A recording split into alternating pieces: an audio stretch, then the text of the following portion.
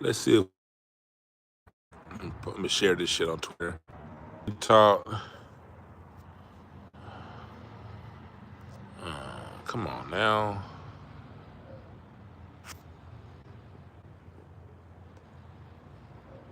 Yeah, we back in here.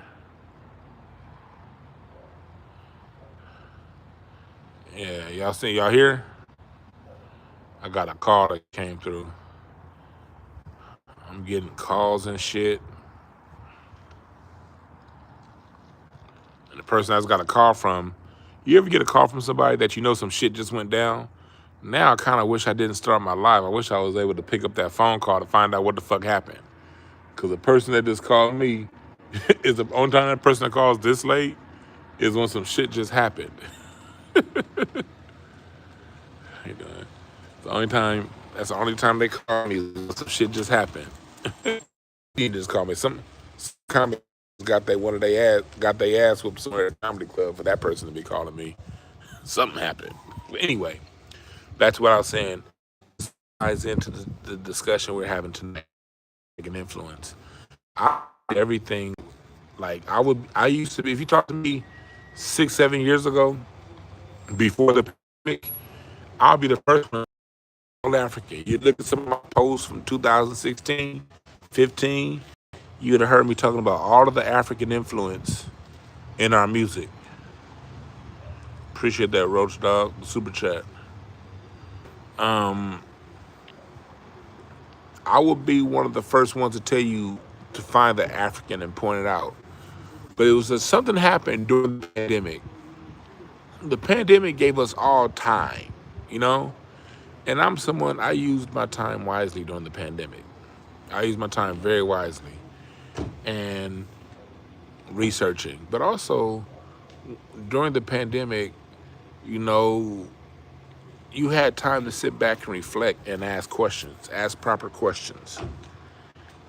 And the answer, the, the answer is always in the question. Hello. The answer is in the question. You know, you're not going to get the right answers if you don't know to ask the right questions. And I started questioning a lot of this stuff during the pandemic back in 2020. That's when I started questioning a lot of this stuff because it gave me time to question. And through asking these critical questions, I drew in the last 5 years a different conclusion. I am not about to sit here and be like I was always on the way that I'm on right now, you know, because I learned a lot of music history in college. Santa Monica College, Cal State Northridge, and also high school. That's in high school, but for the most part, I took a lot of music history and theory and those, and you know, so, and they would even tell you, okay, the banjo is African, this is African, that's African, and you just go along and you believe it, because that's what's being told. If you're a good student, you just, you know, I was a good student. You know, that's shit. That's what they telling me. That's what it is. You know,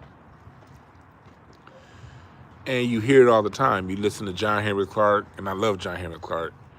You listen to the great scholars, James Smalls, Brother Kaba Kamene, and they tell you African this, African that, Dr. Ben, Tony Browder, and all of the greats. Everything the greats talk about, Africa, Africa, Africa, Africa, Africa, Africa, Africa. And they're not wrong. They're just not, they just giving you some of the information. And like I said, rest in peace, Bishop Stewart. Playing the drums in church from the age of 14 to the age of 32, along around the country. You see, you see things. You have an experience with it. You know. For me, music isn't just scholarship; it's playing. I understand understand rhythm. I understand the language of rhythm. You know, and every culture, every country, its own language and rhythm. You know, every country, every culture, every part of the planet has its own drum and its own rhythm. So that takes me to this whole, again, before I go there, I said, rest in peace, Bishop Stewart. You provided a place for a young man like me to learn music, in your church. You know, that's where I met Ron Lee Davis, former member of the Earth and Fire Phoenix Horns. Skip Scarborough, writer for Earth and Fire. His son was over our music ministry. Our former Congo drummer, played for like Rolls Royce, and the emotions would come through and be with Miss LaCarol Pratt, our music minister. And I had such a rich cultivation in music, playing music for 20 years in the black church, Playing music in a black church gave me such a rich foundation, Such a rich foundation.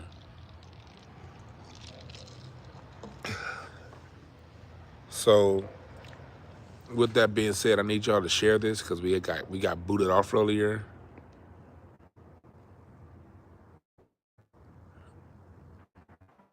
I'm gonna need y'all to share this video,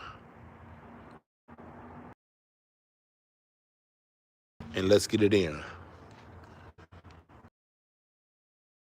I will be interacting with you, so if y'all have any guy in the chat has any questions, you need me to explain further what we're talking about, let me know, all right?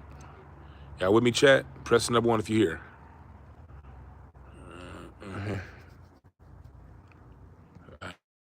There we go.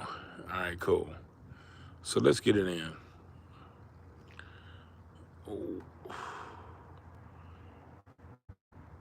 Roots versus influence. Appreciate the order, Cyberdyne. Got the t-shirt 2 days ago. I hope you like it. Yeah. Roots versus influence. See, this is what they do. They're always about influence. They're always talking about influence, never roots. See, influence is a tricky word. Man, I would love to interview Al Bell. Shit.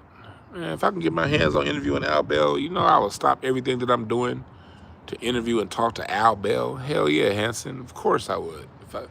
If I knew anyone that had any kind of contact with Al Bell, I would so hit them up. I got some other interviews coming. I got some people helping me out. But I'm just not going to announce them right now. I got some other pretty interviews coming my way. Legendary artists and music executives.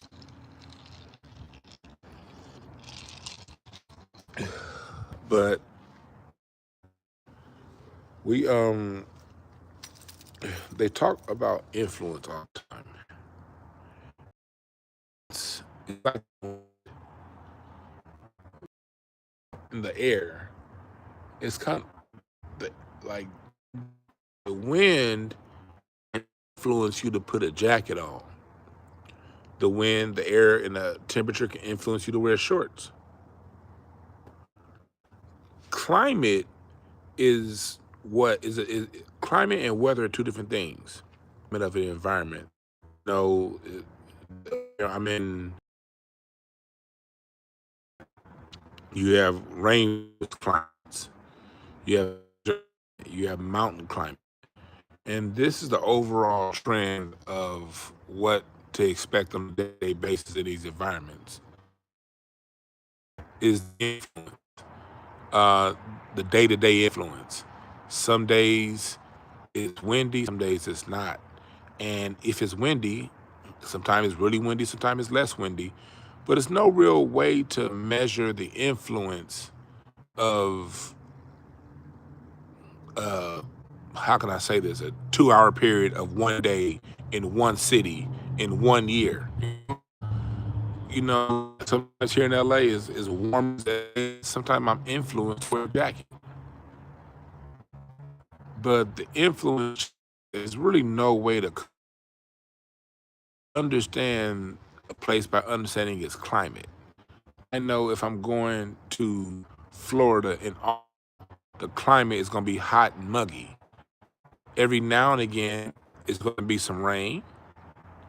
Every now and again, it's going to be floods. Every now and again, some hurricanes. But overall, August in Florida is going to be hot. And if it rains and it has one day in the summer where it rains and now it dropped down to 75 degrees, that's just a moment in time. You don't tell the story of the climate in Florida through a day of weather. Do y'all hear what I'm saying? Our music is rooted in America. And every now and again, there's some African influence.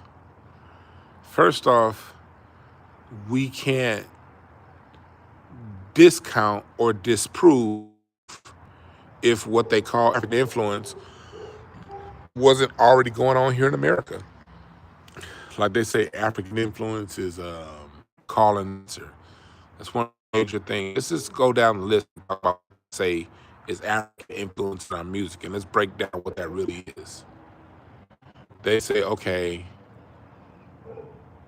call and answer is influence in our music. Well, the next question was, I appreciate that.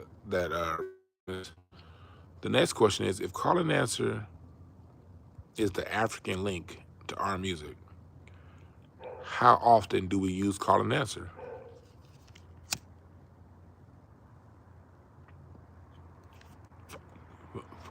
Is call and answer in every song? No.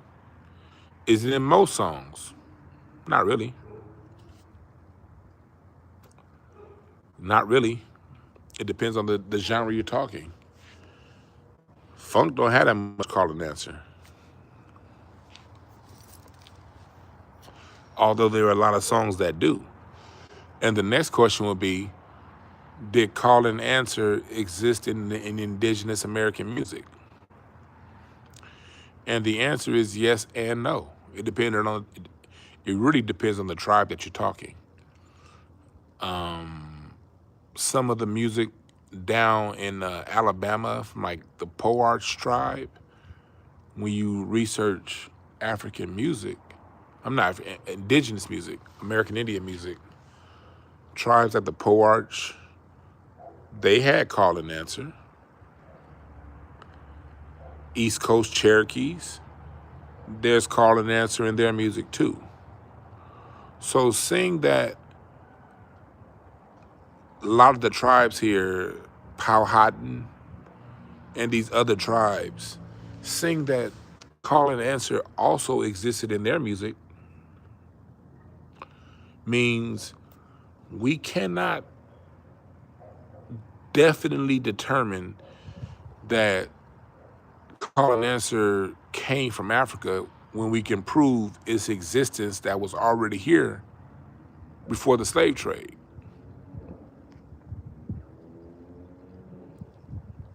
Am I making sense, chat room? Let me know if I'm making sense. Let me know if I'm making sense. Can we say it came from Africa when there is mounds of evidence that it was already here? That's like saying, okay, you come to my house, I have a TV. But you have a TV at your house. Your house is well known for having TV.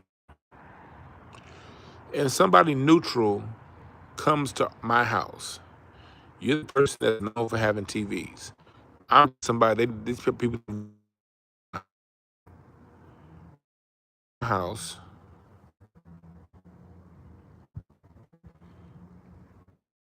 I have a TV. If you're known for having TVs and they see both you and me there, they're going to assume that you brought me this TV. When the fact of the matter is, I already had a TV. This ain't your TV, this is my TV. Yes, you're well known for having TVs, but it doesn't mean that I don't have one. You see how that works? Do you see how that works? Just because I could show that you have doesn't mean that that disproves what I already have. So you can't say that, okay, the only way you can prove definitively that call and answer came from Africa is if you prove it did not exist on the American continent before the slave trade.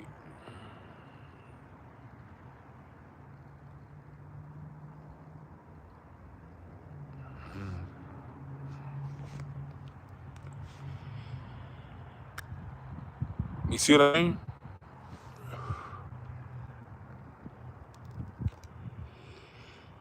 If I can't say that that thing didn't exist on this landmass before, how can I say you brought it? And then when I study what was already here, I see that these were existed in the music that was already here. The second point, Africans, they say, okay, polyrhythms or shows African influence. Well, when you look up music of like people of like the Lenape tribe up in New York, in that New York area, the Lenape also have polyrhythmic music. Music that was in the Alabama region, polyrhythms are found there too.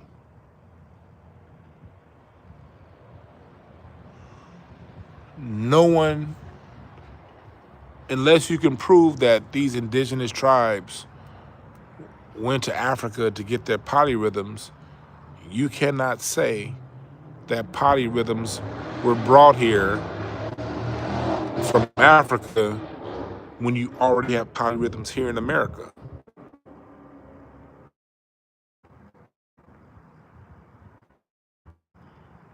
Daniel Cooper, you a fool for that. Space age pimping.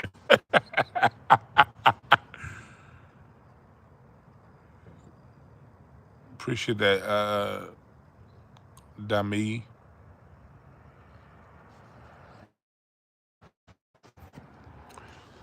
The, but these are questions. If you have a background in anthropology like I do, these are questions that an anthropologist, a cultural anthropologist, would have to ask. Like, I thank God for my background in music history and also in the soft sciences like cultural anthropology, because cultural anthropology teaches you intercultural class of intercultural communication, sociology, those type soft sciences teach you to ask these questions. Because when I was in cultural anthropology class in college, when I wrote an essay talking about things like, here's one example. It was found that cotton, like Egyptian cotton, well, cotton's all over the place. But the cotton that's in Egypt has a particular chemical component that the cotton in Mississippi doesn't have. And you can trace and see, okay, this Egyptian cotton got into Europe. When they talk about cotton in Europe, you can talk about the Egyptian cotton that got into Europe, and you can trace when it got there. When the Moors went to Spain, you can trace it. Things like elements like alcohol didn't exist in Spain until the Moors brought it. There was a time where they were going through plagues and they didn't have medicine and alcohol in France. But you could literally mark the time period that alcohol and medicine got there. So you could safely say the Moors brought medicine to Spain because this medicine didn't exist in Spain before the Moors got there. That's how you're able to accurately say, okay, this came from Spain, this came from Africa, because in one moment it wasn't here. Now this new group of people came, and now it's there. You can't do that with other forms of music. I mean, with music.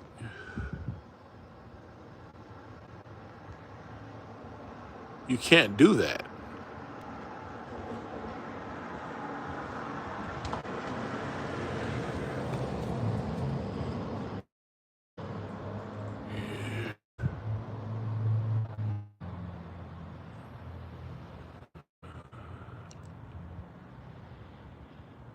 So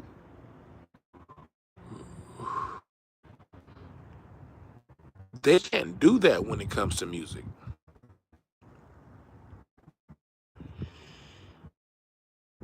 They just tell us it came from Africa. Trust me. Everything that came from Africa, they say, okay, trust me. They don't go further to prove it didn't exist. It doesn't happen. And then the next step is, okay, let's give you that. Let's say, okay, our call and response, our style of call and response came from Africa. Okay, fine. Our music, they say, okay, polyrhythms came from Africa. Okay, fine. Which rhythms is the next question? Because rhythms have names. Like we have American rhythms like the swing. Although African rhythms swung their notes, they didn't play a swing. You don't find shuffles in Africa. You don't find the Charleston. You don't find backbeat. These core components and core rhythms that we have in America can only be found here, not in Africa. So the next question after that is, okay, if we conclude, let's just play devil's advocate and say, okay, polyrhythms are African, calling and answer is African. Then the next thing to say is, okay, next question. How often do you hear a banjo music? Is the banjo an essential core component of our music?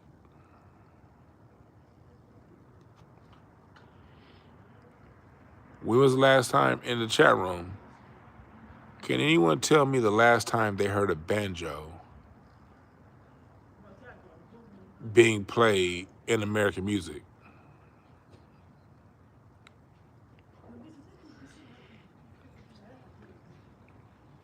What's up, Tierra? When was the last time, chat room? Can you guys name the song? Hey, everyone in here listen to music all the time. What's up, Jay Jimerson? When was the last time you've heard a banjo being played in our music? Every song you hear, there's an instrument being played. If every song you hear, music is being played, an instrument is being played either acoustically or through a machine, when was the last time a banjo sound was used in anything that you listen to? And I listen to a lot of music.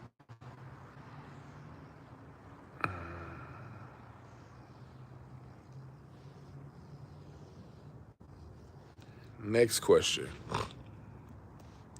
The drums are African. The next question would be, okay, which drums are African? Because everything is a drum that you hit. That wall is a drum.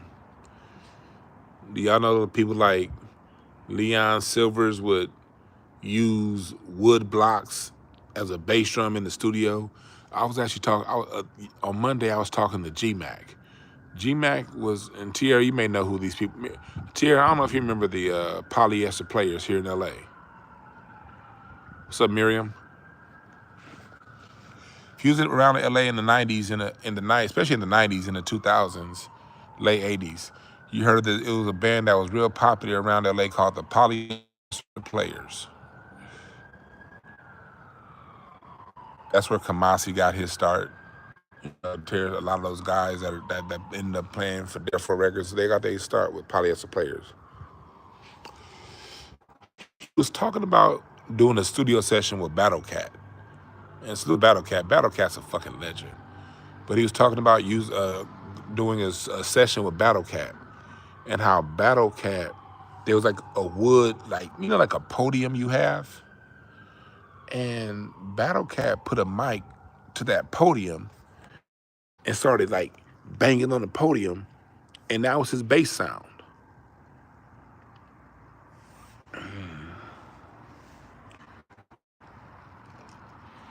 How is the drums African when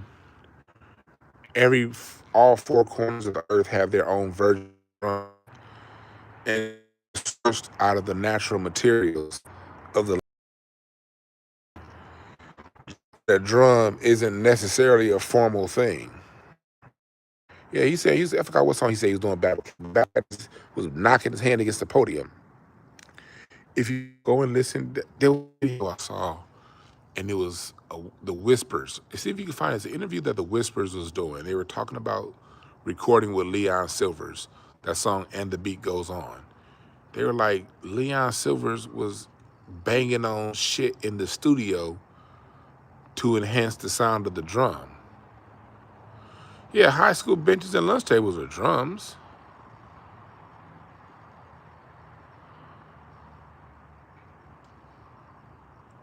So when they say drums are African, that's very cheap.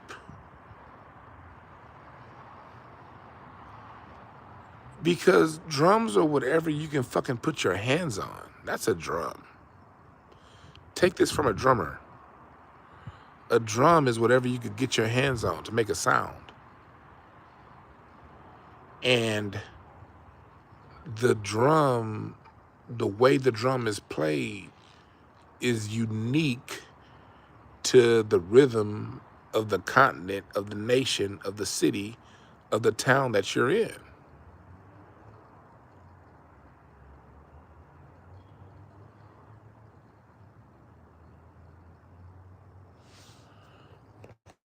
You see what I mean? Drums aren't African. Drums, where the fuck are you at? Wherever you stand, that's the drum. China has its own drums, and each region, each continent, each country has their own twist on what they use as a drum. The Caribbean is tropical, so those steel drums are Caribbean. You can't get those steel drums that are from Trinidad. You're not going to get. They're not going to play no steel drums in Mali, because to have a tropical sound in a desert would sound stupid. Think about that.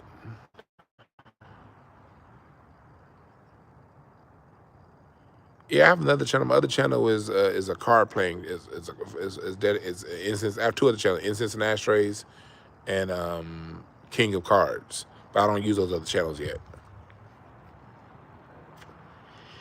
But think about the Caribbean steel drum.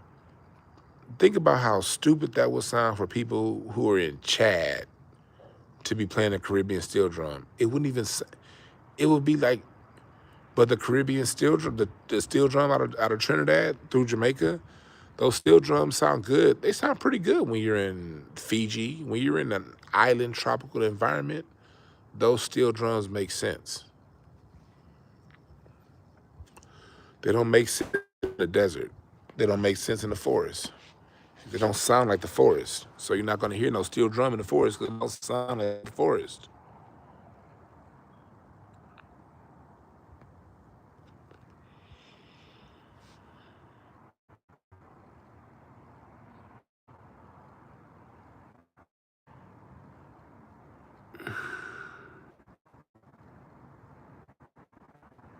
You see what I mean? sound like your environment, like language. Well, if you ever studied linguistics, language and how we speak is oftentimes predicated on the environment. When I was in voice and diction, when I was in Santa Monica College, I took a voice and diction course, and we were talking about how people sound. Like the South moves slow, so people talk slower in the South. Yeah, uh, because the South, if you're in a rural area, the pace is slower. So the pace of how people speak is slower. The the the volume in which you speak. New Yorkers are loud. Why?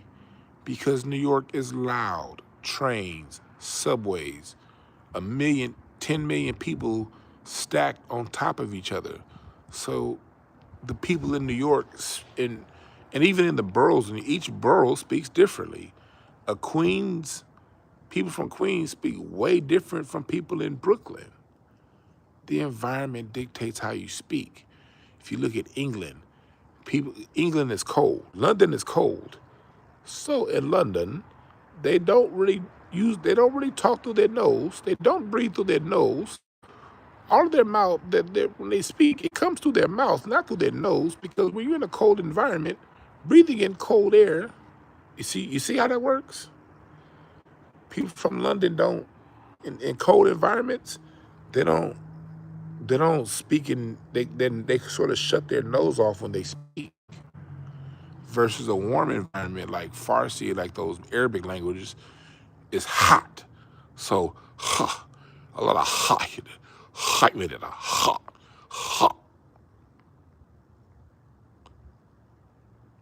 You see what I mean? In hot countries, they hot. I know it sounds like a joke, but we would have these discussions oftentimes in class. The heat makes you hot. The the languages vary, and your language is an interpretation of your environment. You from the Caribbean, tropical environments, they oftentimes hear in color.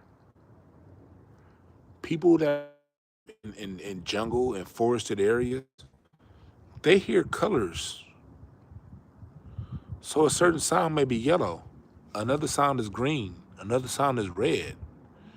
And that's also why, like, when you listen to music out of the Caribbean, Latin, like what they call Afro-Cuban jazz and Caribbean music, it's very colorful, very colorful. Steel drums are color.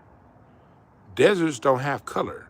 So that's another reason why steel drums wouldn't work in deserts, because deserts don't have color. Steel drums punctuate color. Cities don't have a lot of color. So steel drums don't work in concrete jungles. There are no colors to interpret. But if you're in the Caribbean, it's color everywhere. The birds, the ground, the water, the blue, the greens, there's color everywhere. So the sound has to mimic color.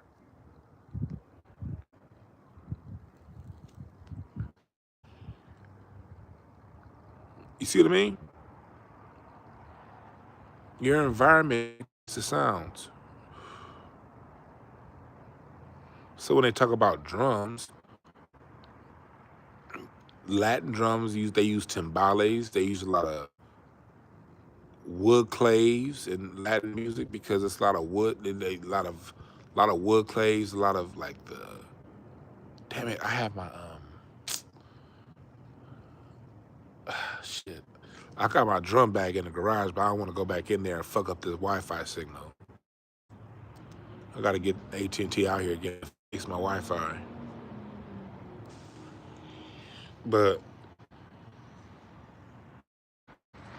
the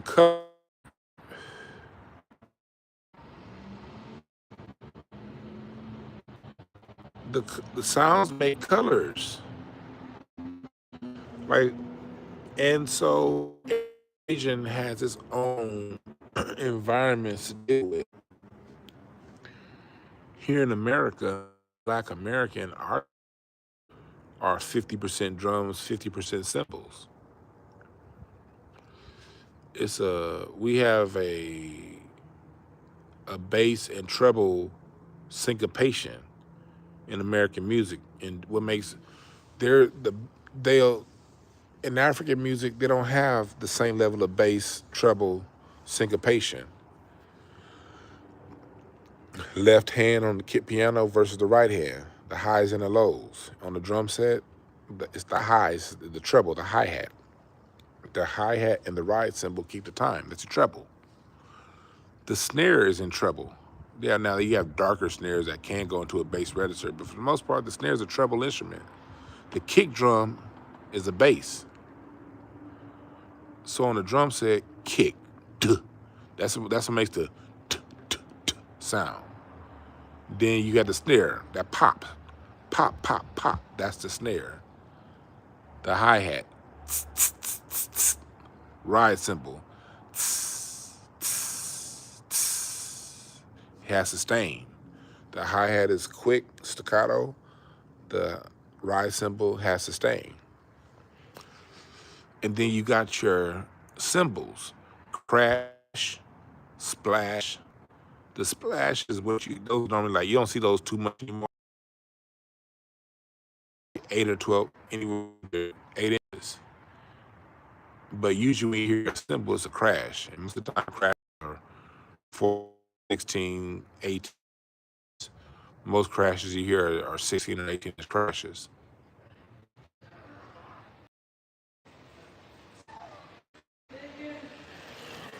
And then you have the toms, mid-range, do, do, do, usually 3 times, do, do, do. And those components make up the Black American drum set. The toms look like and sound like Indian drums.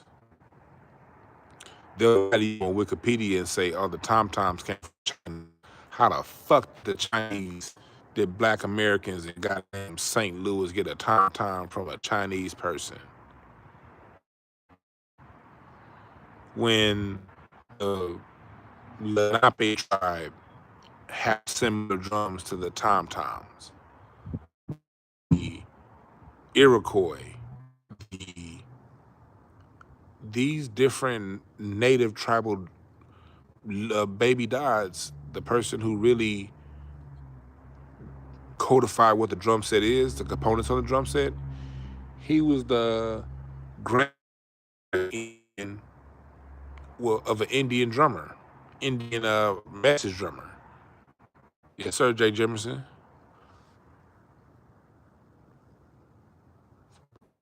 So, Scotty,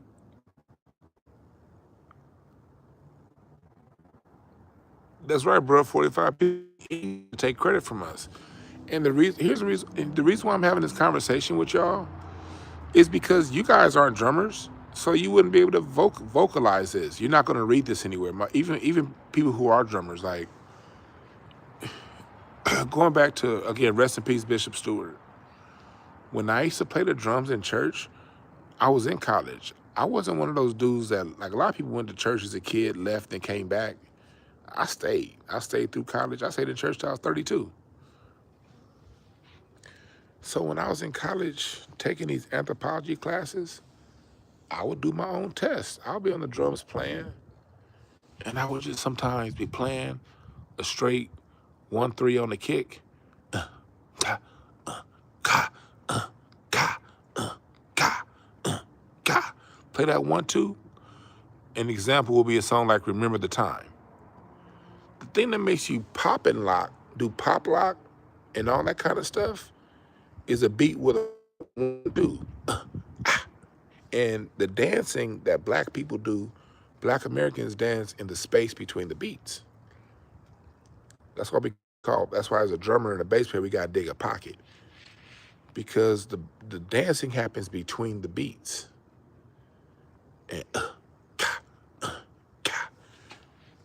versus You do a song like Push by One Way. Dun, dun, dun, dun, dun, dun. Or Jiggalette by Tina Marie. Dun, dun, dun, dun, dun, dun, dun, dun. That variation on the kick is going to take you from dancing to to doing the robot. If I want to make you do the robot, do a quick 1E on the kick. Dun, dun, dun, dun, dun, dun, dun, dun, dun, dun, dun. Just when I put that did it, that's going to influence your body to start doing the robot, doing the pop lock, just by what I'm doing on the kick pedal.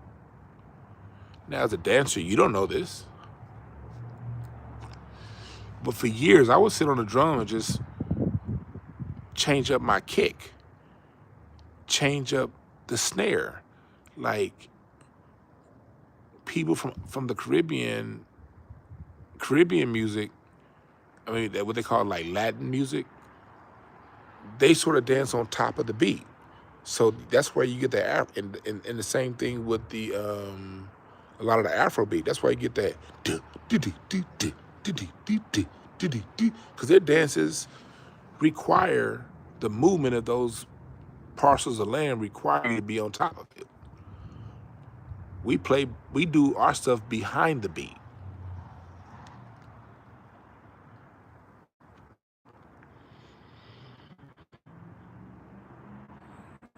You know, tempos. If I'm playing the tempo of love music is 60, 70 BPMs. The slow tempo, I want a wood lady. Ooh. I gotta keep that in the 60s and the 70s beats per minute. If I want to tap into your heart, I have to. I'm better off if I want to sing a message of love and companionship and friendship and unity. I'm better off leaving from 4 and going into 6/8. And 6/8 mimics the heartbeat. When your heartbeat, it goes did. So as a drummer, when I want to connect to your heart, and we put it in 6/8, 1, 2, 3, da da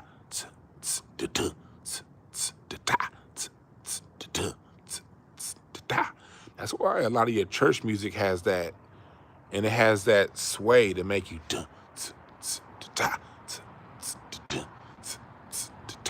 versus I can switch it up into a waltz. That's a waltz. The waltz comes out of Europe, and the waltz came to America by way of Francis Johnson, black composer in 1818, versus a shuffle.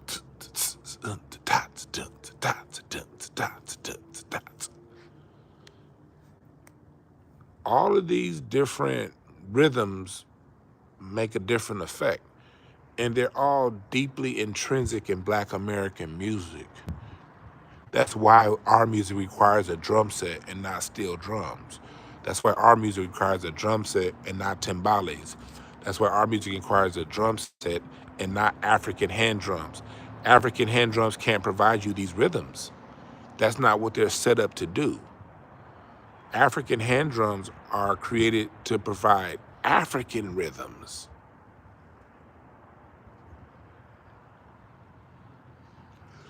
Africa has its own rhythms that they created drums to lay the foundation for. Yes, I'm teaching in my course. Oh yeah, thanks for reminding me, Kenny Red. I'm such a bad self-promoter. I'm doing the children's course, no weed, of course, and no cussing. This summer, children's summer school, I'm teaching them the history of our music, the composers, the artists, the instruments, and what makes our music unique. So you want to teach this information to your children because your children have to know this. Okay? Yes, I will be teaching this in my course. And if you're an adult and you want to enroll, that's fine. You just want all of the course materials are going to be catered to children. But if you want to enroll and listen, be my guest. I can't tell you not to. Matter of fact, if you're a parent, I would like parents to actually sit in with their children. I would prefer if parents sat in with their children.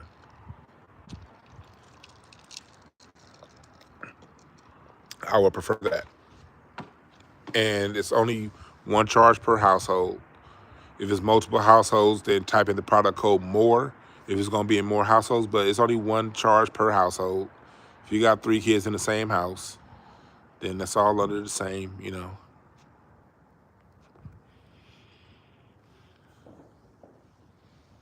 So, what's up, Blackmatic? So,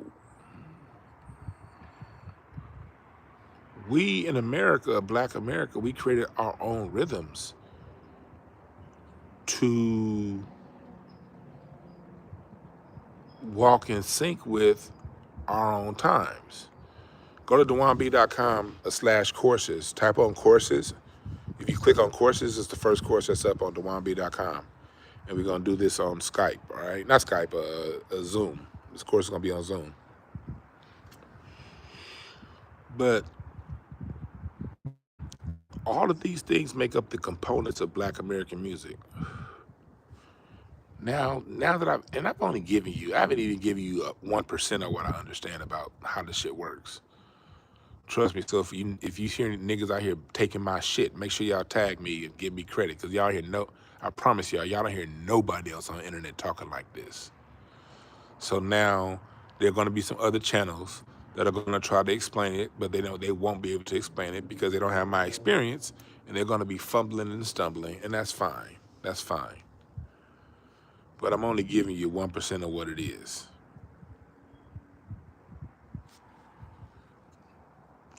It goes way deeper. Now that I've showed you the importance and how Black American drum set work, and that's just one instrument, tell me where the African influence is on that.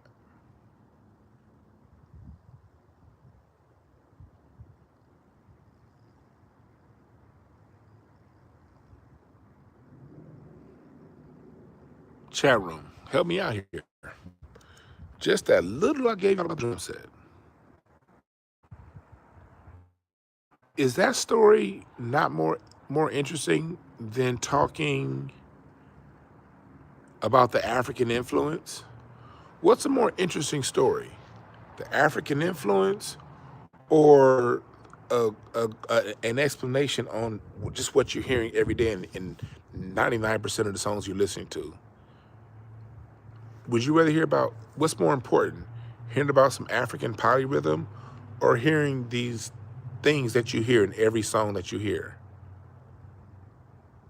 What's a more deeper conversation? What's more likely? What conversation can go further? We gonna talk about some African banjo that you don't hear in any song ever? You ain't never heard a banjo played in SWV? You ain't never heard Kanye West put a banjo in no fucking song? You ain't heard no goddamn banjos being played at Motown or Philadelphia International? Hell, Madonna don't even have no goddamn banjo. That's the difference between influence and foundation.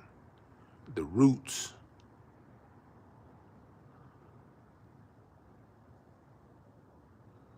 The foundation is a much deeper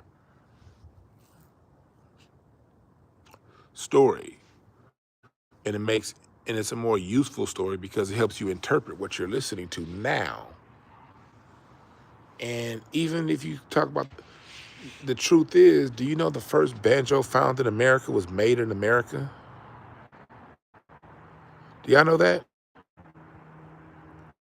If the banjo came from Africa, why is the first banjo found that's in America? Why was it made in America?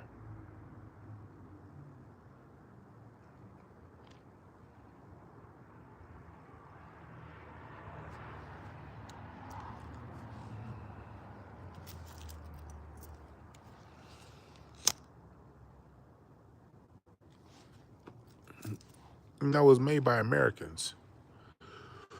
Why? Do you know that the first djembe drum in America in the 1850s, it's in the Smithsonian. The first djembe drum in America was made out of American wood, not African wood. You know that? And why do you never hear a djembe drum in Black American music? And why does the drum set not take anything from the djembe?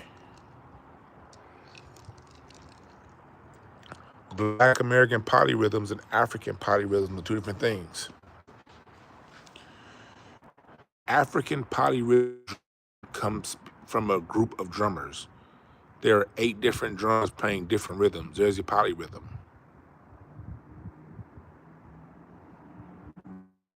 In Black America, the polyrhythm is on one person. Your left foot is playing one rhythm, your right foot is playing a different, and your right hand is playing one rhythm.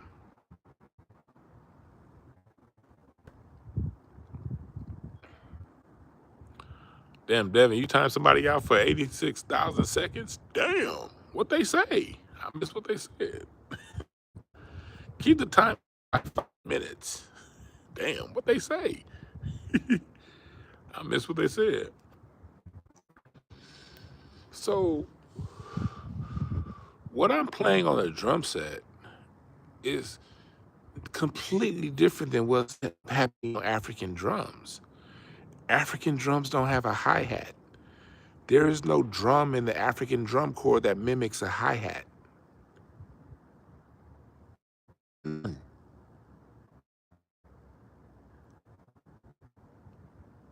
You can say in African, there may be some African drums that mimic a kick.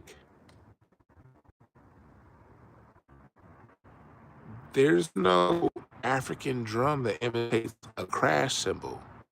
And crash is very important because it breaks tension. There's no African drum that mimics the ride cymbal. The ride cymbal gives the song air.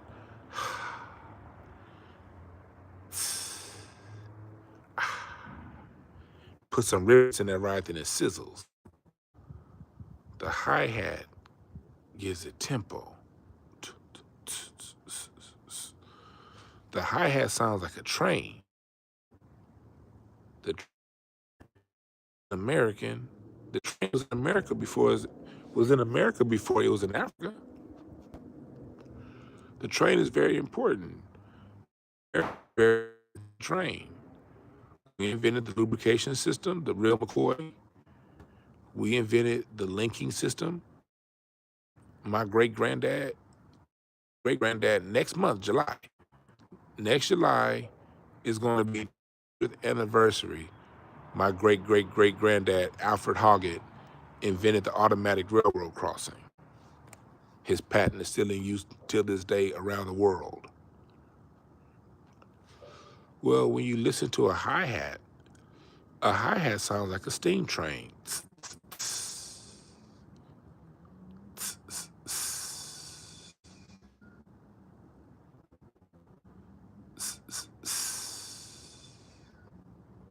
In disco, it sounds like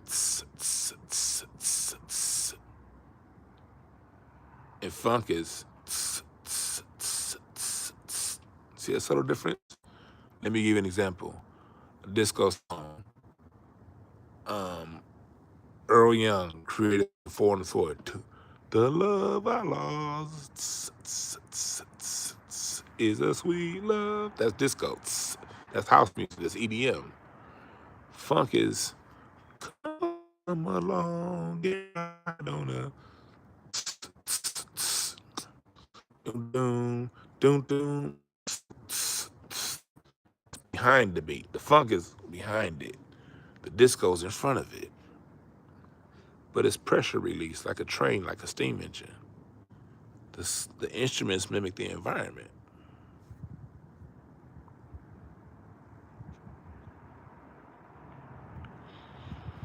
No, they didn't sell for my great-granddad. He sold the patent. He got the patent. The patent is still in his name, but he sold it. And he moved my family from Michigan to LA. Now, he should not, if he was able to get passed down like a white family, if he had Homestead Land Act, money and was white, he would have been able to fund his patent, and we could have kept the patent and developed it and made a hell of a lot more money, still be making money. But he wasn't a poor man, but he wasn't a rich man either. He was a barber. He was a barber in Benton Harbor, Michigan, made an honest salary. So he sold the patent and moved the family to LA.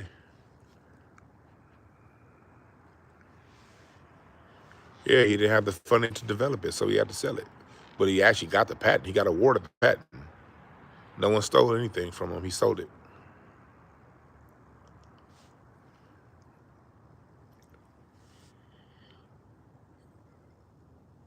Yeah, you're right, Miriam. The snare. The snare. Rattlesnakes are American. Africa got other shit. The rattlesnake, the diamondback. The rattlesnake is America's most dangerous snake. That's not the rattlesnake. That's our problem. So the snare mimics the rattles of the snake.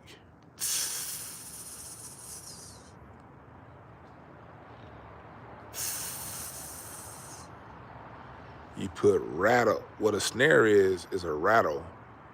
It's a drum with a rattle under the bottom. And when you hit the drum, instead of it going boom, it goes.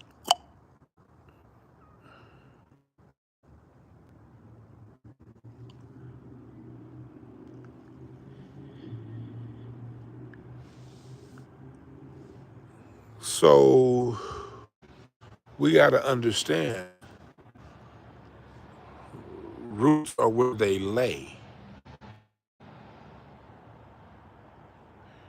You're fucking stupid, you niggas sound when y'all talk about African roots. When Africa doesn't even do what we do, they do something completely different.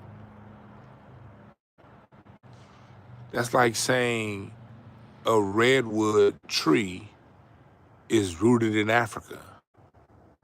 There are no fucking redwoods in Africa. Africa has its own goddamn trees. Just like China got its trees, Mongolia got its trees, If I want to see a fucking redwood, I go to Northern California.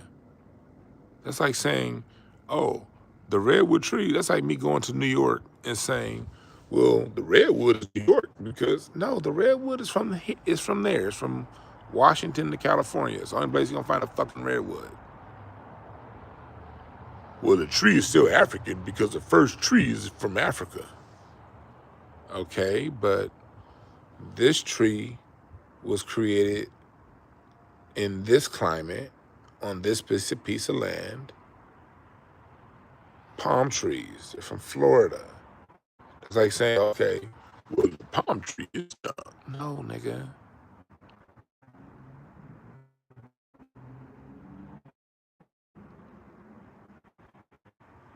Like, what are you talking about? Because it's a tree, it's African? A tree is where the fuck it is.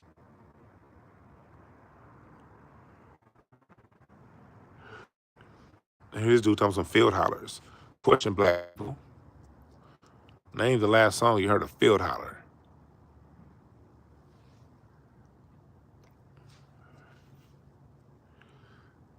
And then let's just go to the instruments. Let's go past the drum. I've spoken right now for almost an hour just on one instrument. And I probably gave you 0.005% of what I understand about drums. I didn't even give you a percent of what I understand about drums.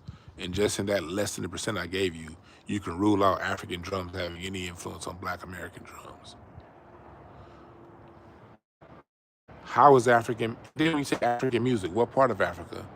South African music is distinctly different than Ghanaian music. Hell, the Yoruba and the Igbo within Nigeria have different music, completely different. The music out of Mali, Morocco, Egypt, Sudan, Congo, Tanzania, all of these places, Eritrean music is completely different than Sudanese music. Like, there's so much diversity in African music. So if you say African, what part? Why? And on top of that, the piece in American music is the piano. Show me the indigenous West African music that's centered around the piano. They say we came from West Africa. Okay. Show me the African music centered around the piano.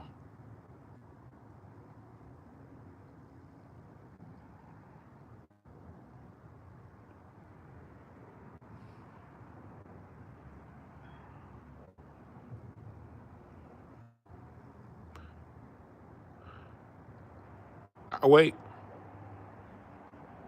No, it doesn't make sense, Preacher John, because you don't know music. You just listen to a whole bunch of niggas and koofies tell you a whole bunch of shit they barely understood themselves because they don't know music.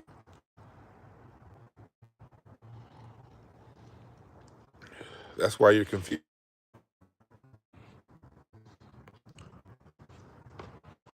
American music is centered. The piano runs on a 7-note scale. African music has a 5-note pentatonic scale.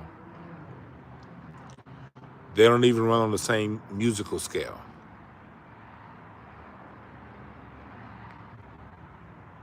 I'm about to go off camera, but I'm still here. I'm still here. Our music is centered around the piano. Name the West African music that builds their music around the piano.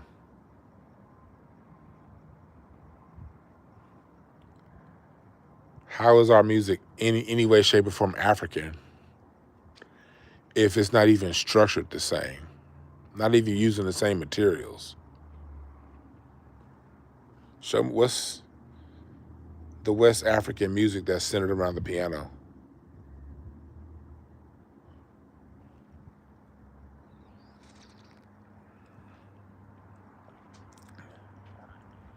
I'll wait.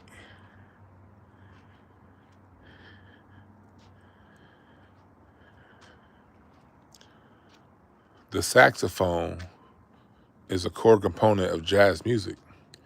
Jazz is American classical. Jazz is American classical. Name one African music across the continent that the saxophone is indigenous to, that plays with the saxophone before American influence. They do now because of John Coltrane. But name one African music that had a saxophone in it before John Coltrane, before Charlie Parker. Can you name one? No, you cannot name one African music that uses a saxophone. You can find other woodwinds, but those are all woodwinds that we don't use. And they're keyed in a different scale.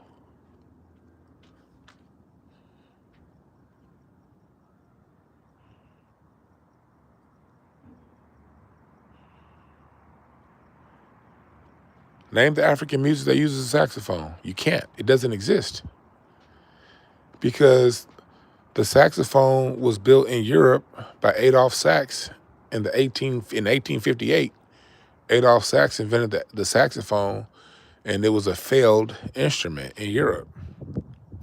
It was a failed instrument in America. Nobody used the saxophone until who?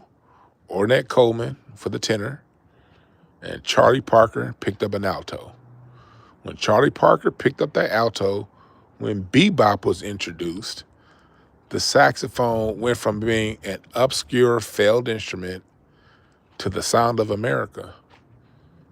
Now, you got that Jamaican musician, Muskego. I think his name is Masego, something like that. He plays the saxophone. Fela Kuti, you have saxophones and all that shit in Fela's music. Fela's the first African, and him and Fela out of West Africa, and what's his name? Hugh Masekela in South Africa. Those were the first Africans to use horns, saxophones. And they were both inspired by James Brown. So if our music is African, why are Africans' biggest musicians playing like us?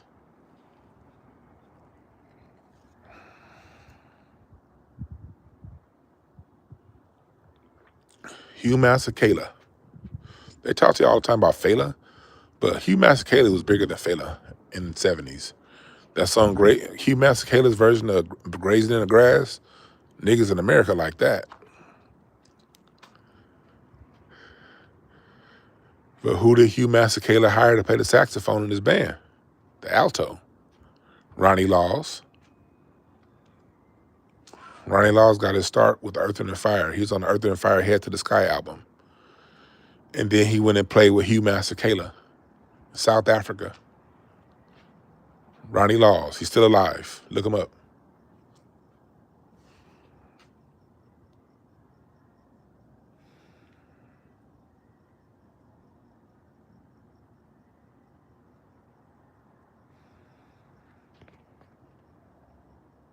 Yeah, Lester Young. Yep. Coleman Hawkins. Yep, that's saxophone. You see how, like, these Pan-Africans, they short circuit? See that dude that was coming in talking about Africa this, Africa that? He short circuited and had to get the fuck out of here. And here's another reason, like, also, look, I should never have to say this, and I'm probably going to stop saying it pretty soon, is this is, with no disrespect, this is not denying Africa anything. None of that. I shouldn't have to say that. But it's actually disrespectful to put on to a group of people something that they didn't do and didn't ask for it to be put on. Africans don't go around claiming jazz. Africans don't claim our shit. Pan-Africans claim our shit. Pan-Africans, y'all the only niggas claiming our shit. Africans don't claim this shit. I had a homeboy named Kimi Akinwale. His name was, so he was I think he was, don't get me fucked up, Nigerians. I don't know if he was Yoruba or Igbo. I don't know. I don't even know the different Hausa. I don't know. But he was looking like, man, this jazz, I love jazz, but this shit ain't ours. We got our own shit.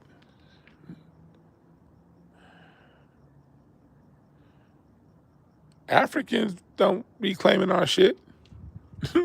Africans like their own shit. The only people who do this shit is Pan-African Americans. They're the only ones.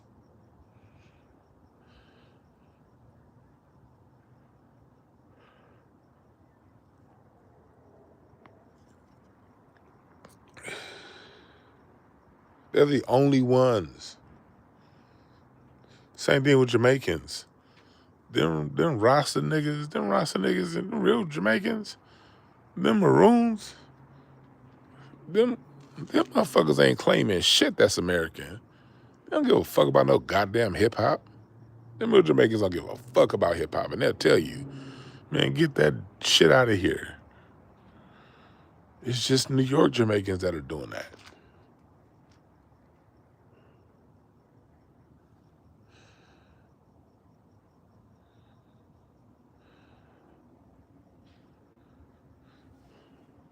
If you listen to Fela Kuti, before you listen to Fela, listen to Bitches Brew by Miles Davis, and there you go. Fela's music is his African attempt to sound like a mixture of James Brown and Bitches Brew by Miles Davis. That's all of Fela's music. It's a fusion. It's an African version of Bitches Brew.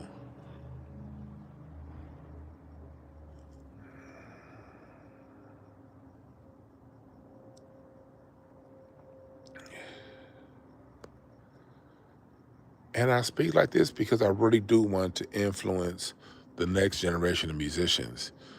You're only going to be a great musician because the form you get innovation before there's three steps to innovation. You have imitation first, then you got fusion to where you fuse the imitation with what you're about to sound like, and then you have innovation. But you got to imitate to become it to innovate. Imitation is the foundation of innovation. Like Herbie Hancock said, you learn everything there is to know about music and then you forget it all. And that's what jazz is. Jazz is learning everything about music and forgetting it all. Well, the only way our babies coming up are going to be able to learn it and learn the foundation the right way is if they know where to look. All of our music is rooted in blues and jazz. And if you want to move the sound forward, you're going to have to master the Black American blues and jazz and gospel. And once you get that blues foundation, that gospel foundation, that jazz foundation, you got to be rooted in one of those three. Most musicians are rooted in two of those three, some all three. Mostly everybody's rooted in gospel and church. But all of our master musicians are rooted in either blues, jazz, or gospel, or usually two of the three. And once you get that down, you can then push it forward and create the next new thing, because that's a major staple in our music is innovation. And that's another reason why people, these fake Pan-Africans that go around talking something, everything, this is a message to the people who are always trying to root our music back in Africa.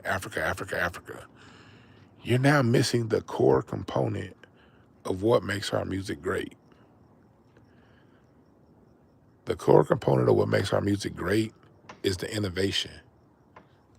That's what jazz is. Yesterday don't sound like today. And if you spend the whole conversation saying, well, that's still African, while at the same time, there is no music in Africa that does this, like American jazz, you're doing the youngsters coming up a disservice. The youngsters need to be looking at Dizzy Gillespie. Our 7 and 8 year olds, there shouldn't be a black kid that by the age of 8, they don't know who Miles Davis, Dizzy Gillespie, John Coltrane, Mahalia Jackson, Ma Rainey, Bessie Smith, Louis Armstrong, Scott Joplin, Diana Ross, Smokey Robinson, Stevie Wonder. All of our children should know these names by 8 years old, by 10. Because I'll tell you what, them Asian kids know all them names. I promise you that. Them Japanese kids, they know who Horace Silver is. Why them Japanese kids know, but your black ass kids don't?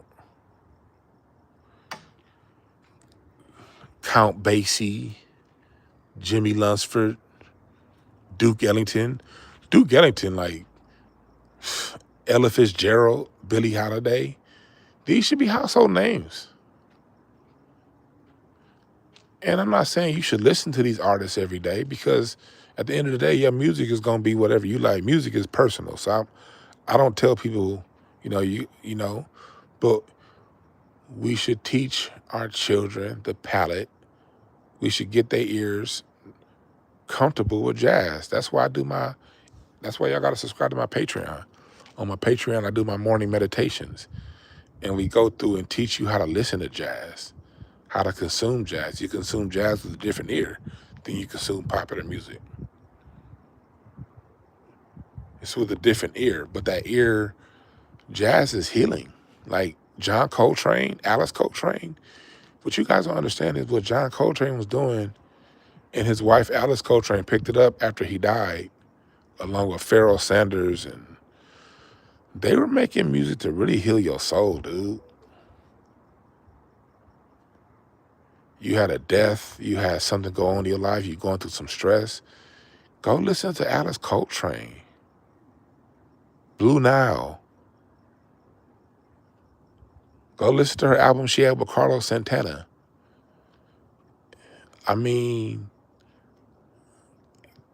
we literally have music that's created to help you disconnect. And there's so much to be said for what's done and created here. You got niggas that'll come in my chat room and argue with me about a fucking trace that they can't even trace back to Africa. It's just what somebody said. Does it make sense?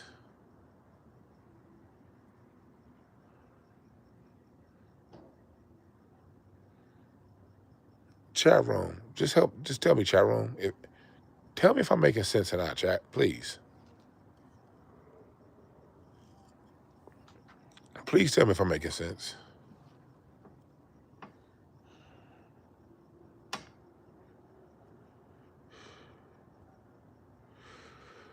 Do you are you guys starting to understand why it's more important that we talk about what we have here than to stop always be talking about some goddamn Africa? Does it make sense to you? Appreciate that, Jay Jimerson, Chief. I mean, because where we spend our time and where attention goes, energy flows. So where you spend your attention, energy flows there.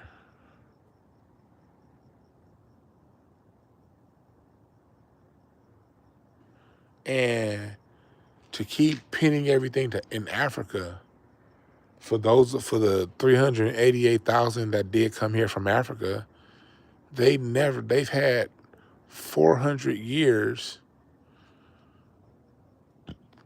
to bring us back for those who came from there.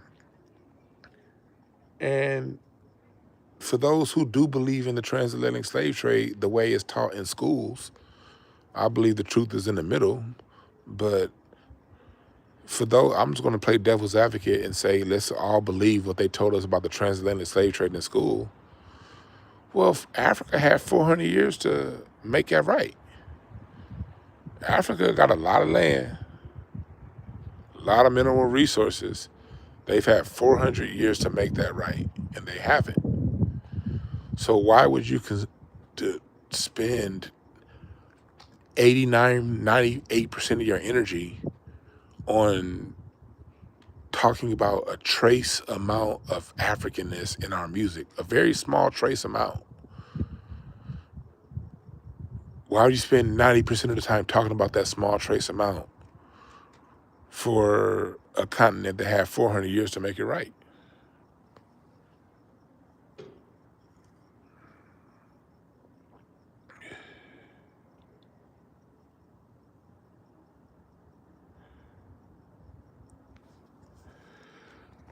Of course, we mention Africa because black people always wanted a fucking connection to Africa. That's our soul and our humanity. That's what we were lied and told. We were told we were African. I would tell your dumbass the same thing too if I kidnapped your uncle, if I kidnapped your mama and your daddy, and I sold you down to if you were walking around Ohio, Indiana, and I kidnapped you and sold you down river. That's why I have terms like downriver, down by the riverside. And I sold you down that Mississippi, Ohio River to a plantation in Louisiana at the age of 3, 4. Know what I'm going to tell you? Okay, you little nigga, you came from Africa. Of course, this shit ain't yours. This ain't your plantation. You came from Africa. And that whole us come from Africa, that started to become a big thing more so in the early 1800s. But what they don't tell you is, yes, 12 years a slave, Solomon Northup, he was just one person that was a free American that was kidnapped. That was a major industry. The slave catchers, that was most of how the slave catchers made their money. They would get a free black person and kidnap them and sell them downriver.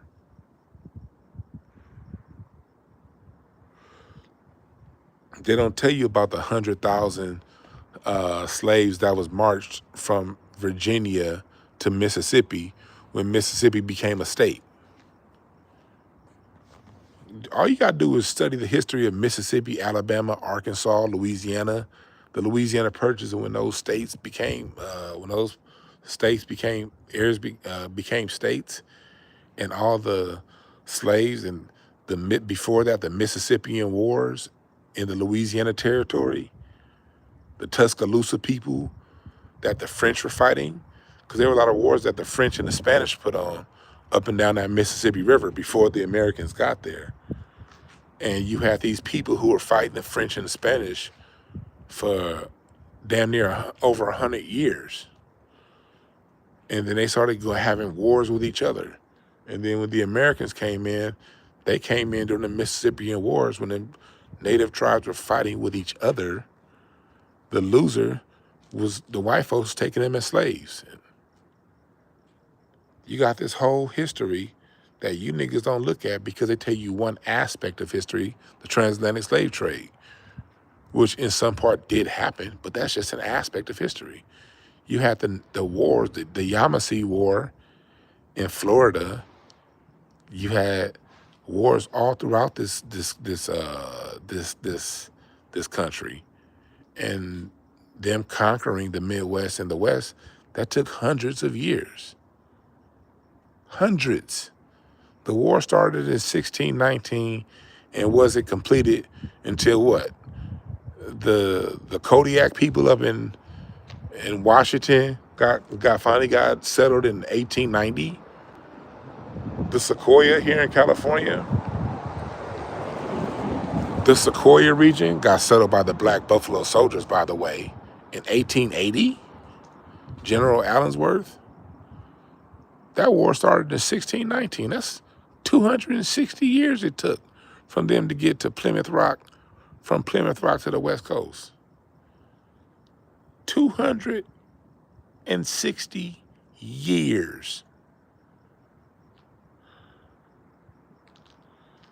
There's a lot of history here that goes untouched and untalked about, so you niggas could talk about a goddamn slave trade.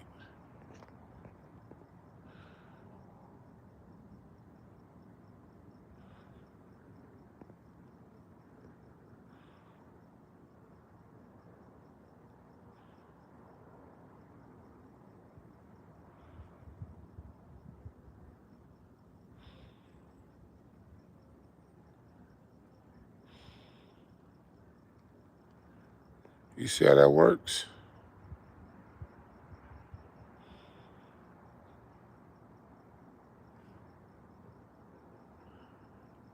And then they'll tell you about the Africanists. Like I told you before, Baby Dodds, his granddaddy was Indian. Jimi Hendrix was Indian. Y'all just don't even talk about that. Chuck Berry, Indian.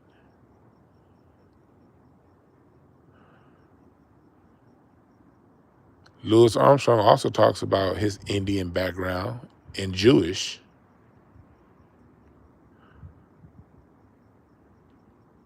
A lot of our greats talk about being Indian. That's true too. Pam Grier, yeah. But they lied to us through omission. Just omit all this indigenous stuff, even though the indigenous influence is 90% of the story, 60% of the story. 30% of the story is European instruments, the piano, the saxophone, the harpsichord, instruments that we still actually use. And then when the 70s came, you started getting, 60s came, you started getting imitations of these natural instruments. And then by the time the 70s came and the 80s, Japan started mimicking electronic versions of these natural American instruments.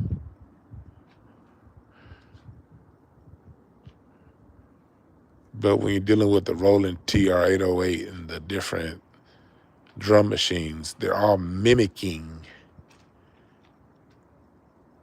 American instruments. A lot of your original drum machines were programmed by James Gaston out of L.A. He's still alive too. Harvey Mason, he's still alive too.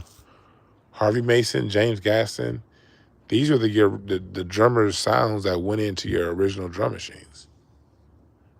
These guys are still alive.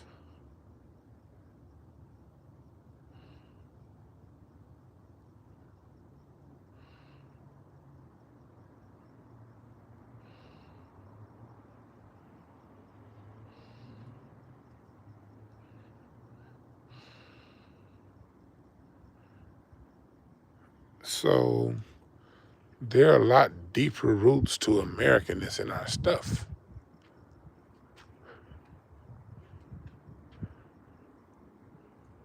And to spend the time talking African and what comes from Africa, you're mentioning things that you can't even find traces of in the sound today.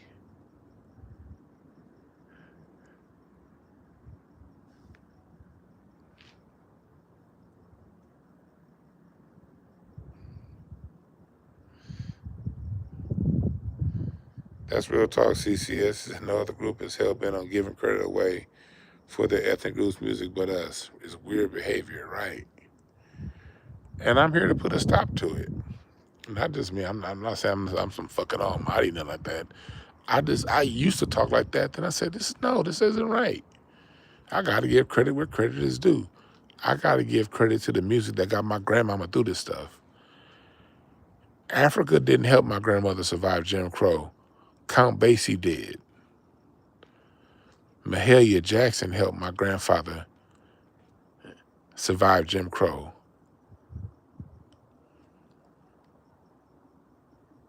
King Oliver, Louis Armstrong helped my great-great-granddaddy survive Jim Crow. Blind Tom Wiggins helped my great-great-great-great-granddaddy survive slavery into Reconstruction, into Jim Crow. When do we give them credit?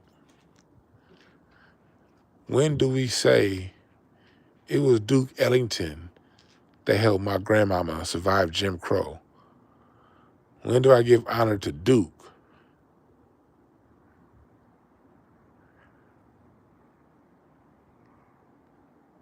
To B.B. King, Albert King, T-Bone Walker,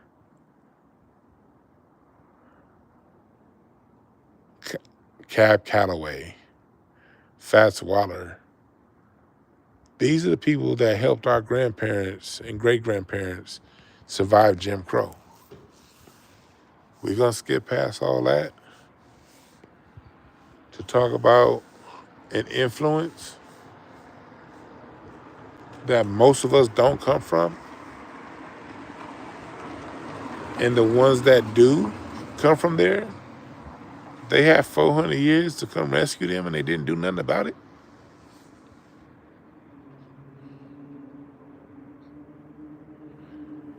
Question, and don't say this because you think you know how I'm going to feel about it. Give me an honest answer. For those of you who knew your grandmother, do you think that she feel a tad bit slighted that when you go to pray to your ancestors and you mention the ancestors, you don't think about her, but you pull up a symbol of some African logo and you start calling on African spirits as your ancestors? And your grandmama is the one that picked you up from school when you were sick?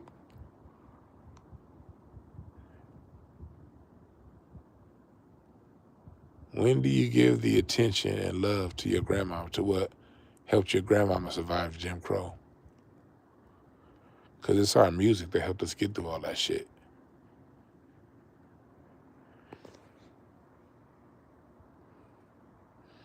Yeah, Chief, they went through way too much to be forgotten.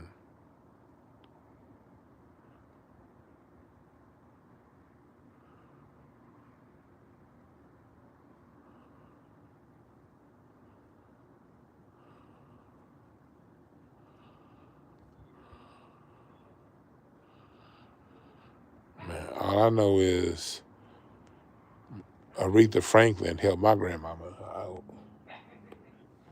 I was listening to some Reverend James Cleveland the other night thinking about my grandmother. When I want to feel my grandmother's love, I tap into her music. You know, so that me and my sister, when she was alive, me and my sister be laughing like, we be like, oh shit, she playing this shit again. You know, when you a kid, I want to listen to some Janet Jackson. I don't want to listen to no damn James Cleveland. Shit, you know, as a kid, man, I want to, man, you be like, man,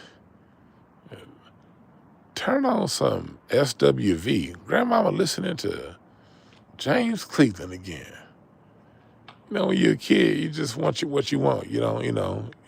But when your grandmama's gone, man, I spent the other night, I probably played James Cleveland for like an hour, just in my grandmother's presence. And I felt her love through listening to James Cleveland. And my grandmother's song from James Cleveland was "This Too Shall Pass." And me and my sister used to be back. Every time my grandmother played that, me and my sister be in the backseat of the car laughing our ass off like, shit, here we go. We be goofy as hell laughing. Now that shit made me, James Cleveland brings back my grandmother's love every time.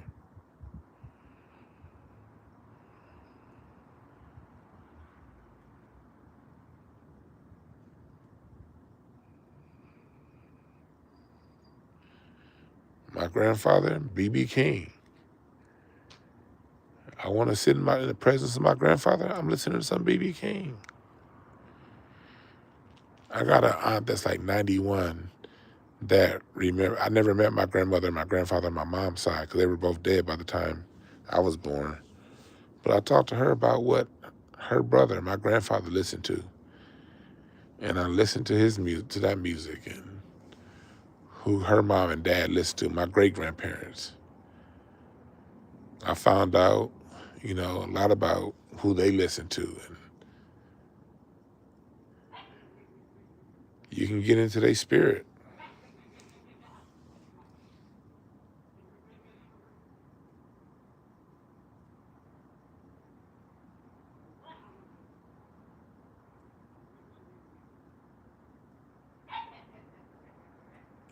God dang, you see, your dad lost his blues soul music collection in Hurricane Katrina? Fuck.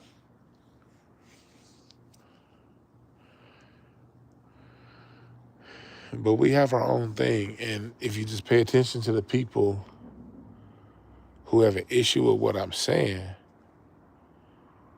they can't tell you anything other than Africa gave us a banjo that we don't use. That's not true because America had its own style of that.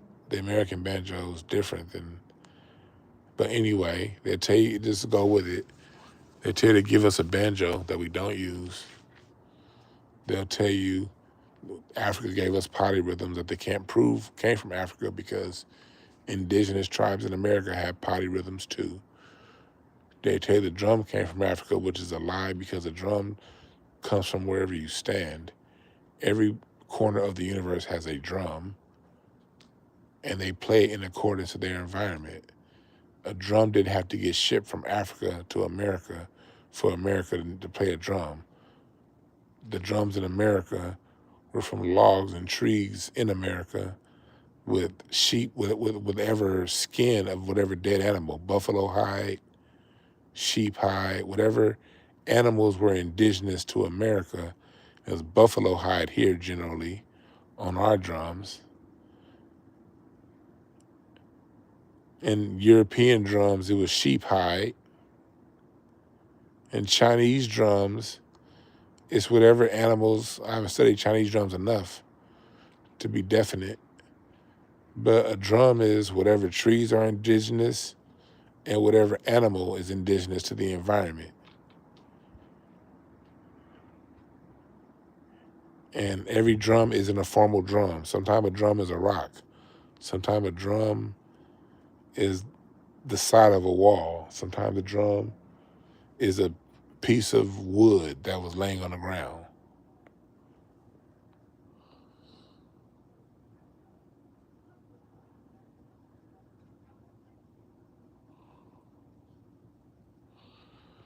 There's so many holes, and here's the reason why I'm willing to debate anybody on this.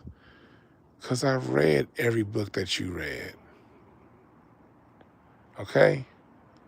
Every piece of scholarship talks about Africa this and Africa that. I just have an anthropological background, and I just ask the next simple question. Okay, if all this is Africa, okay, this is Africa, how much of it is used in today's music?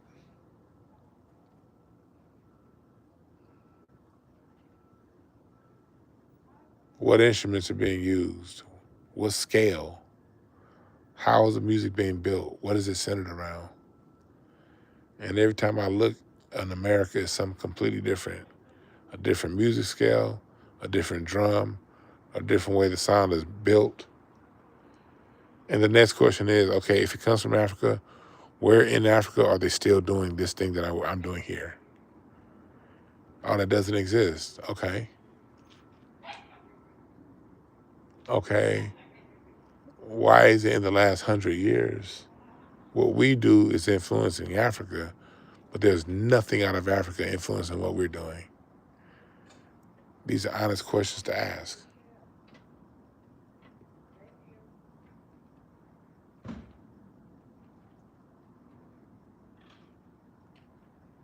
These are honest questions to ask.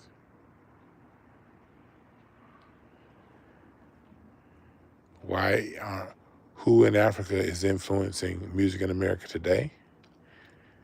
And who in America is influencing music in Africa? Who's sampling who? Who's adapting whose instruments? If there's so much Africanness in our music, why isn't it still an influence?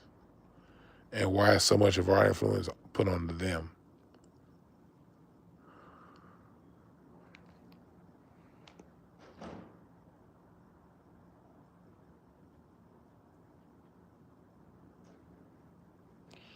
Yeah, Andre Bryan, I asked that question earlier to somebody that was telling me about Africa.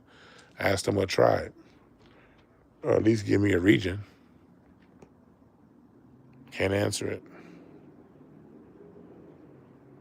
It's just something that, and I'm about to get up out of here, but it sounds like to me that's something that they created to continue disinheriting Black Americans from our indigenous birthright and land here, which, if you ask me, is very important to maintain the stability of a nation, to get the people who control the nation's culture and the heartbeat of America, to keep them believing that they're African and everything good is from Africa. Keep them hidden as to who they really are.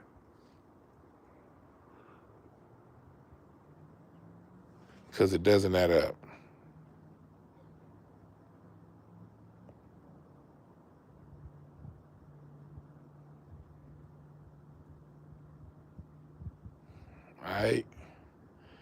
I gotta get the fuck up out of here, y'all. Enroll in my music course this summer. Sign-ups are right now on thewambi.com. We're starting at the end of June. The last Monday of June is when we starting, so that it's over by the time school starts for the kids. 5 weeks, $30 a class. And if you're on Patreon, you saw the discount code. If you're on Patreon, it's $50 off if you're a Patreon member. And if you're on Patreon, you saw the discount code. All right?